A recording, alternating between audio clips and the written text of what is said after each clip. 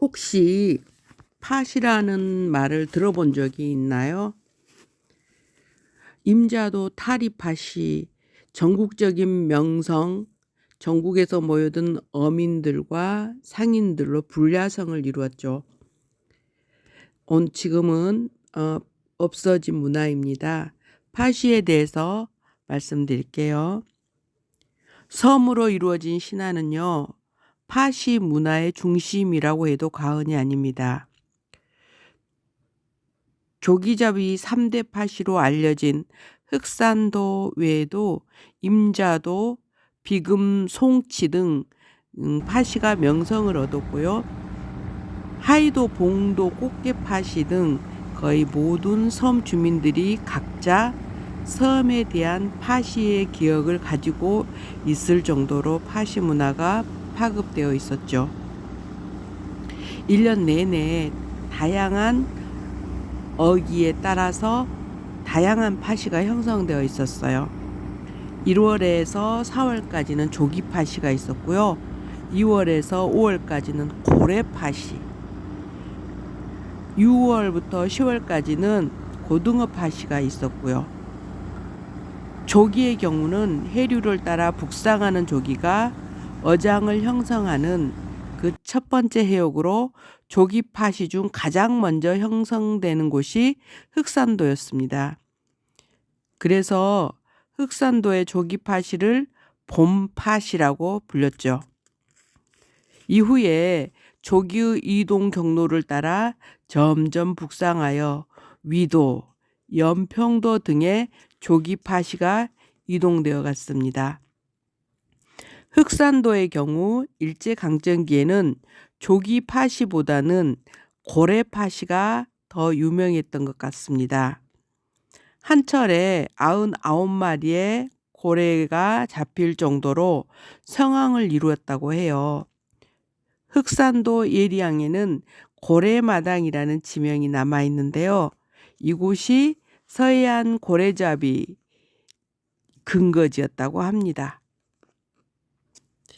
1917년에 발간된 전남 사진지에는 이해촌 포경 근거지라는 사진이 있어요. 또한 흑산도 주민들이 오래된 앨범에는 간혹 고래를 구경하기 위해 모여든 사람들의 풍경이 담긴 사진이 남아있기도 합니다. 흑산도 조기팥이는 1970년대 후반까지도 그 명맥이 이어져 왔어요. 망망대해에서 조기를 잡던 어선들이 오색 깃발을 나부끼며 흑산항으로 돌아오면 조용하던 흑산도는 검게 걸린 어부들의 술잔 부딪히는 소리가 흥을 돋는 아낙네들의 노랫가락으로 불야성을 이루었죠. 1970년대 말까지만 해도 조기철이 되면은 200여 척의 어선들이 예리항으로 한꺼번에 모여들었어요. 1976년 무렵 흑산도 예리항의 인구는 1,700여 명이었는데요. 해마다 봄철 조기팥이가 형성될 때는 전국에서 밀려온 어부들과 한몫을 노리는 상인들, 그리고 철새 아가씨 등으로 인구가 5천여 명으로 급증하는 기이한 현상이 반복되었죠. 흑산도 조기팥이는 전성기였던 1960년대 중반에 예리항에 평균 500여 척의 어선들이 몰려들었다고 합니다. 해상으로 약 2km 떨어진 진리에서 흑산 면사무소가 있었는데 예리항에서 진리까지 배 위를 걸어갈 수 있을 정도였다니까요. 전설 같은 얘기죠. 이미 1949년에는 흑산도 어민의 생활을 주제로 팥이라는 영화가 제작되기도 했는데요. 감독이 최인규 씨였고요. 최재해, 황남, 황정순, 최혜성 등이 출연했었어요. 묻을 동경하면서 끝내 섬을 떠나지 못하는 흑산도 어민들의 역경을 이겨내는 생활을 그린 영화죠. 그만큼 흑산도는 우리나라 어촌 문화에서 매우 큰 비중을 차지하고 있는 섬입니다. 지금은 이 기후 환경의 변화로 인해서요, 조기어장이 추자도나 가거도권으로 변화되었어요. 흑산도 조기와 고래파시의 기억은 황금시대의 추억으로 남아있고요. 지금은 홍어고장으로 새로운 명성을 얻고 있습니다. 조기 외의 품목에는 가장 전국적인 명성을 얻었던 파시는 바로 여러분 임자도 타리어 민어파시입니다. 임자도는 여름철 보양 음식으로 알려진 민어의 황금어장이에요. 산란을 위해 북상하는 민어들이 갯벌과 모래가 발달한 임자도 연안으로 몰려들었기 때문에 이곳에서 양질의 민어가 많이 잡힌다고 합니다. 지금도 민어는 역시 임자도 해역의 대표적인 특산물입니다. 민어파시가 형성된 곳은요, 임자도 서북쪽 테이도입니다. 주민들은 섬탈이라고 부르고요. 이곳의 파시를 타리파시라고 합니다. 타리에는 크고 작은 어선, 모선, 창고선이 무리를 지어 형성되었고요. 건너편 임자도, 하우리 모래사장과 언덕의 파시로 인한 임시 번화가가 형성되었습니다.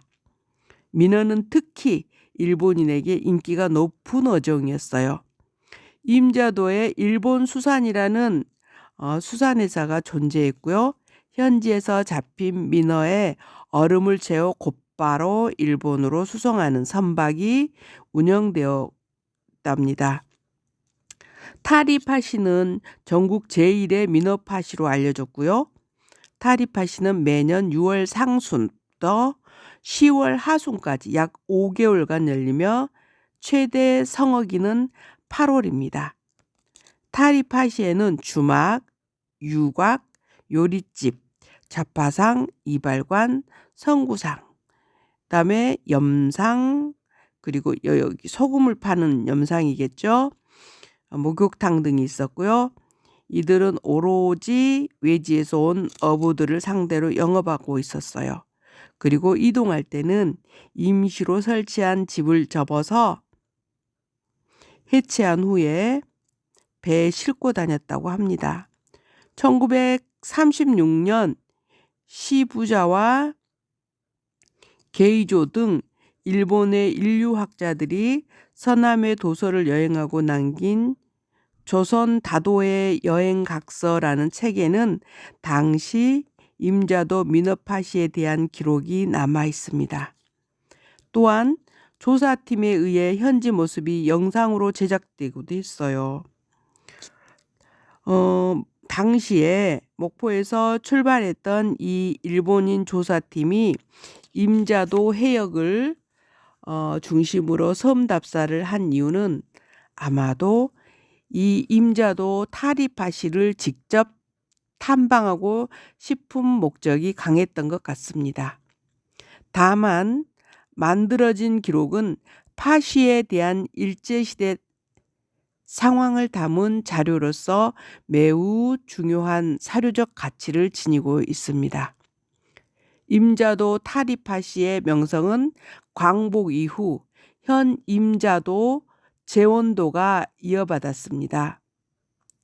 그러니까 지금은 임자면이라고 그러잖아요. 그래서 임자면 제원도가 맞겠습니다. 전형적인 어촌 마을인 제원도는 비교적 가장 근자까지 파시 문화가 잔존했던 지역입니다. 흑산도와 임자도만큼은 아니지만 지금도 송치 파시 역시 꽤 번성했던 파시입니다. 현재 목포에서 다니는 쾌속선이 정박하는 비금 수도 선착장의 바로 안쪽에 송치파시가 있었어요. 송치파시의 중요 어종은 강다리입니다. 흔히 깡다리라고 하잖아요. 황석어, 황색이라고 우리는 그러죠. 황색이 등으로 불려지기도 하는데요. 모양이 조기 새끼처럼 생겼어요. 목포를 비롯한 서남권에서는 조림이나 찌개로 요리해서 먹는 대표적인 토속 음식 중에 하나입니다. 송치에서는 강다리 외에도 아구, 갈치, 장대 등도 많이 거래되었어요. 강다리 밭이는 주로 4월에서 6월까지 형성되었고요. 주요 어장은 주로 비금도 서북쪽에 위치한 칠발도 해역입니다.